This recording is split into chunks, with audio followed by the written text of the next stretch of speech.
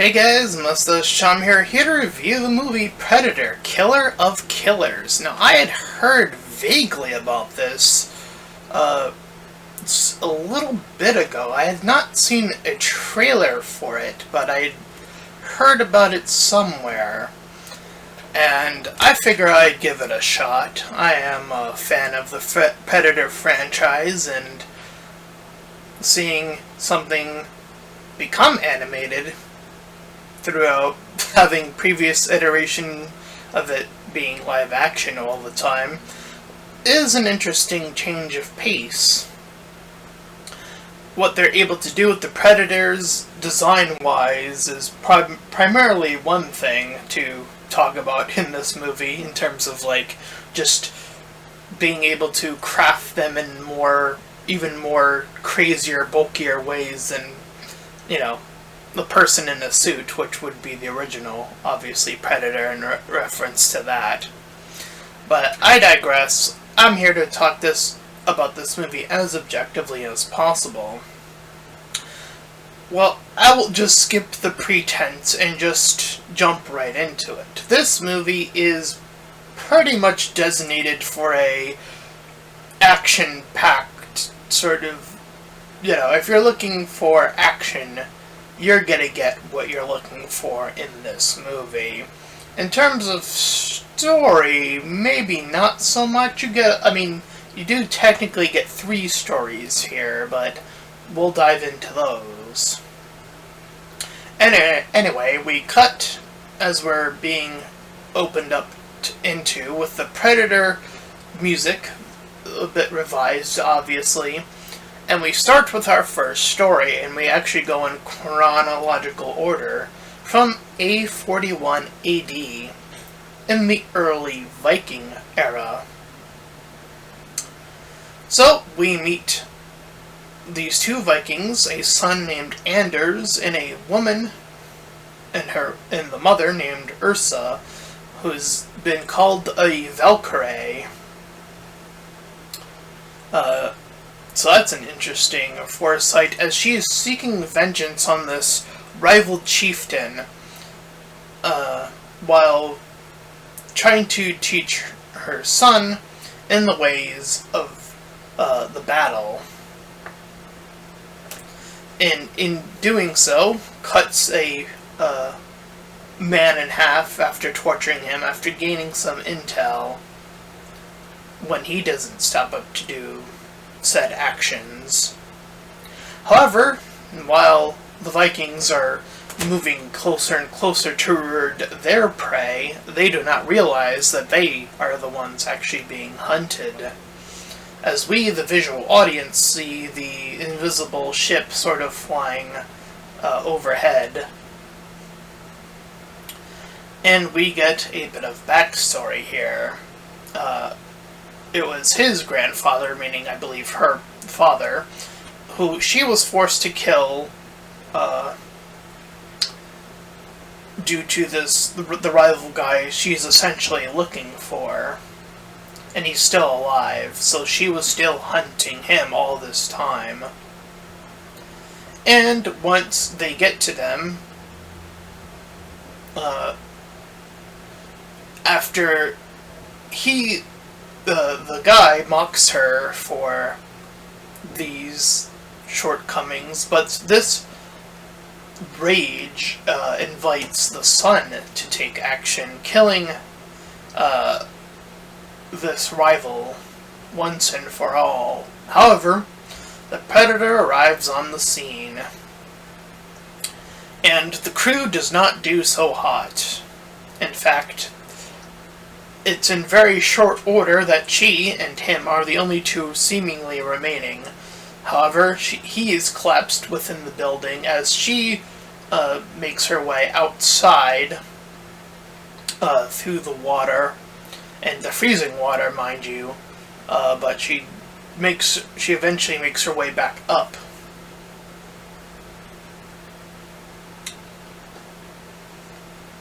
So, again, while the fighting was, at least initially, looking like they were in their favor, it did not last too long, even with these little assists here and there.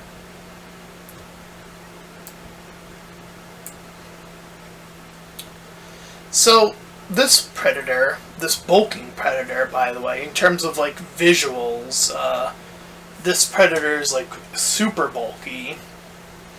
Has this sort of like pulse gun, I guess I would call it. And so it is able to blast the ships that had been sunken, and since she's in the frozen area, with the with the water and all, she's being hidden due to the body heat being now super cold temperatures. So her primary weapon seems to be shields. That's how we saw her initially moving in. And even traps the predator underwater and gets it to, when it uses its pulse gun, essentially ping itself. And I believe the shield is involved in this little interaction as well. But it inevitably gets the predator to essentially kill itself. And thus we briefly cut to her being the only one left. Her son dies as well. With this bracelet around, or this brace around her neck. And then we pan over to see this young man, who we then cut forward in time, though, to 1609 in Japan, as we see two brothers training. Young brothers at that, but 20 years later they are separated, with one cutting the other.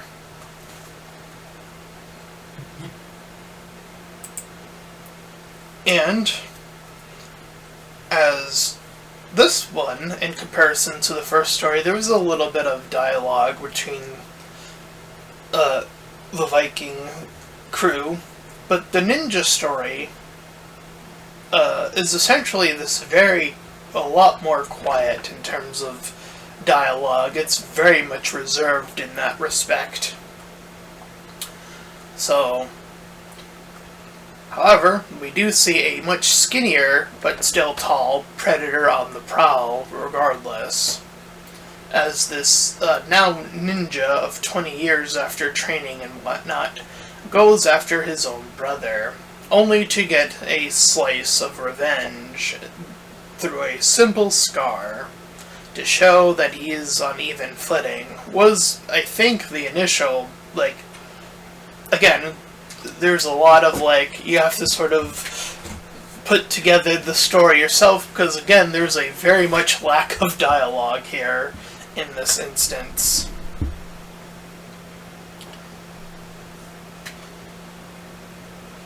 So, the brothers fight, obviously, and he initially gets his revenge and figures that might satisfy his query, but the brother falls off, and he thinks that the brother dies.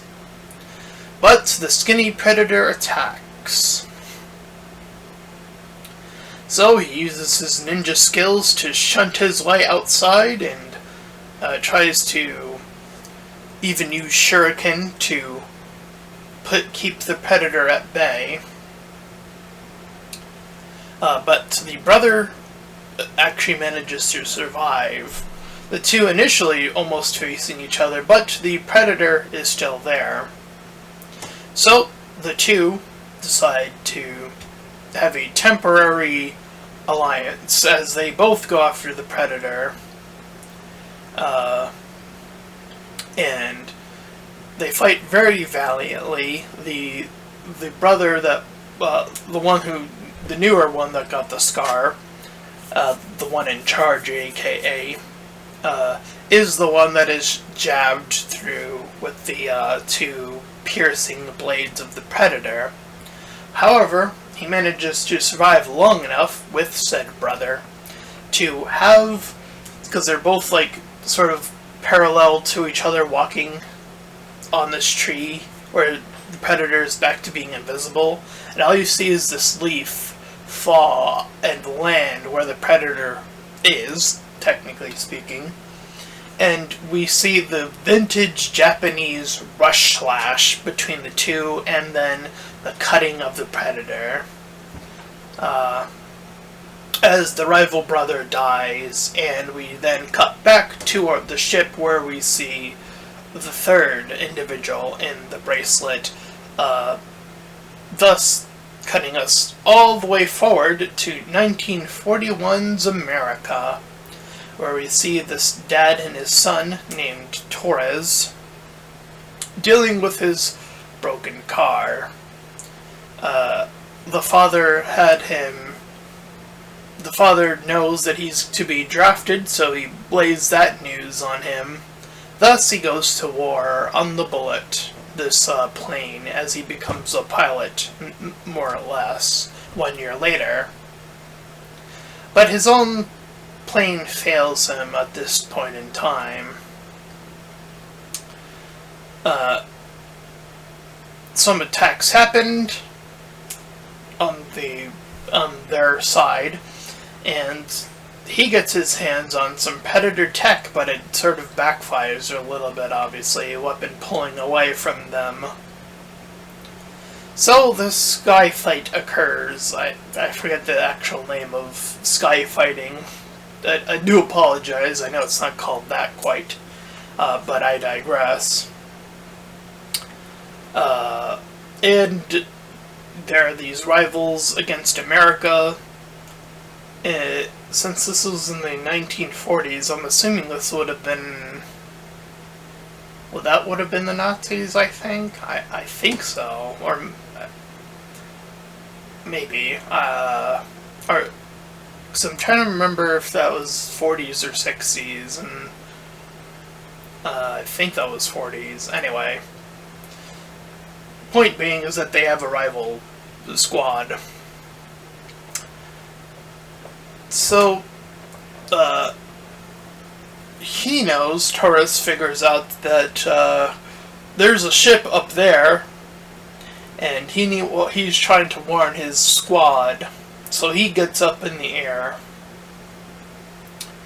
with his own ship, or plane, rather, that was not working earlier, but he gets to work this time around.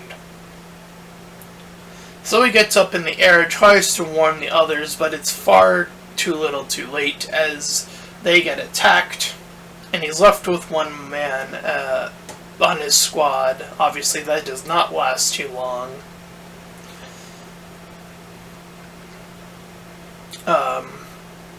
And he had it so that him and his partner would be like lifting up high up into the air and having them turn off their engines to essentially turn off their heat signatures long enough for the Predator ship to not attack, but the other guy did not, as a sort of quote-unquote distraction.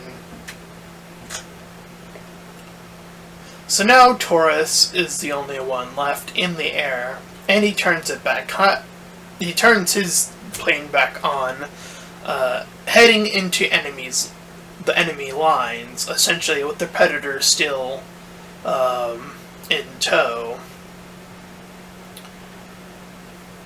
So he does some sort of maneuver where, like, the hook part, I think it's from the Predator ship, like, hooks onto itself through the plane, and then he gets, like, the Predator ship to, like, destroy itself in this explosion. And obviously a bigger ship comes to pick him up a little bit later. So Torres wakes up in the ship, and we are now reunited with our three individuals. The Viking, the Ninja, and our, I guess, early Marine, I'll call him.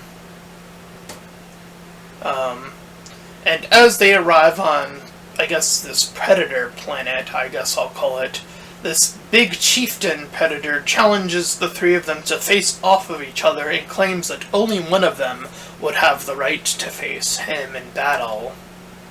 So the Viking is the most willing, as the Ninja is the most trying to avoid himself and Torres getting killed, each given their weapon of era. The Viking given an axe, the samurai given a sword, and him given a flintlock pistol, which is actually, he even claims it's not even from his era. In fact, I believe this is the gun from Predator 2. If I'm not mistaken, it is the same exact the flintlock gun from Predator 2. So I don't know if this is canonically designed to be after all the other Predator movies, because there is a little thing after the fact, and I'm not sure which character this is meant to be, but I have two guesses as to which one it is. Point being, and getting back on track, is that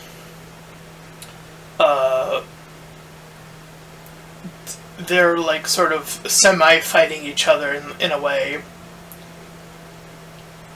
where the Predator lets out this bigger, I don't even know what kind of animal it is, we'll just call it an animal, proceeds to eat Torres in one fell gulp.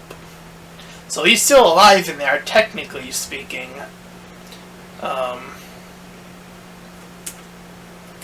As the Viking and the ninja sort of are fighting each other, and despite the language barrier, because the guy Torres he tries to attempt to speak Japanese, so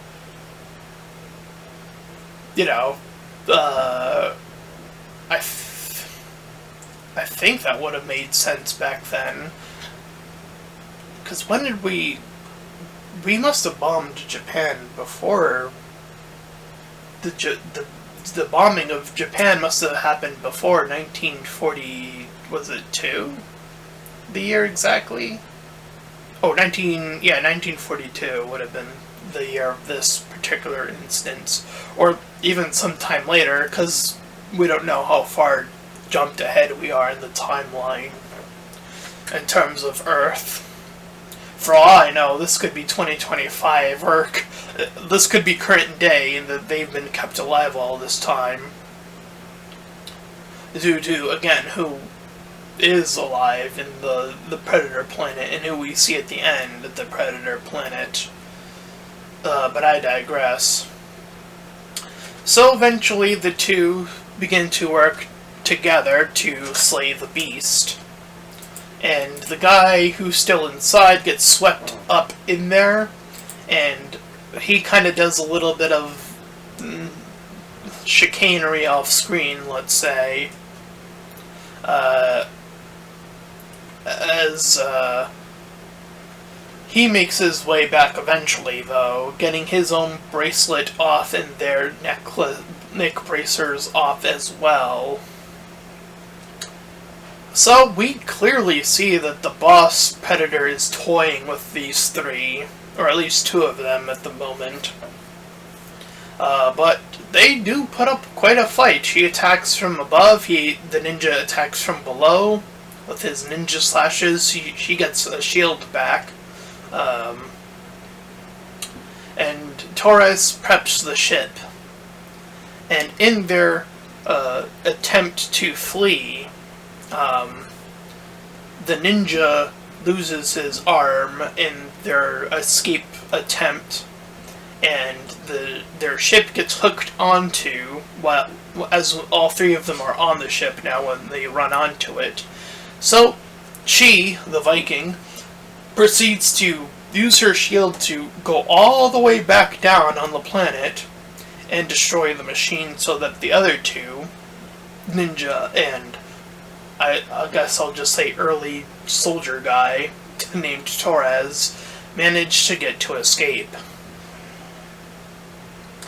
But the Predator King sends a bunch of other ships hunting toward them as they refreeze the Viking, and the end sequence is them pulling the Viking away, and we see another individual with markings, another old school warrior, and I believe this is the lady from the previous Predator movie, the warrior lady.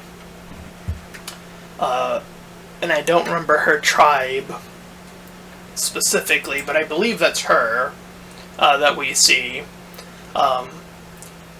Because the only other character I would have thought that could have been, but probably wouldn't have been, would be the lady from AVP.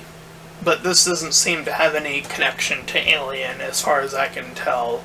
So it's more likely to be the woman from the live action Predator. Was that movie just called Predators? No, it was called like Predator something. But I digress. Point being, I'm pretty confident it's her in the Frozen marker, as that is our sort of end stinger of the movie. So overall, a pretty action-packed movie. You know, just enough backstory for the characters to get us where we need to go. A little bit of cheating, let's be real, happens there, I feel, but whatever. But overall, I would say still incredibly enjoyable, and I gotta say, seeing Predator animated is quite a unique style, I must say. So that is really cool.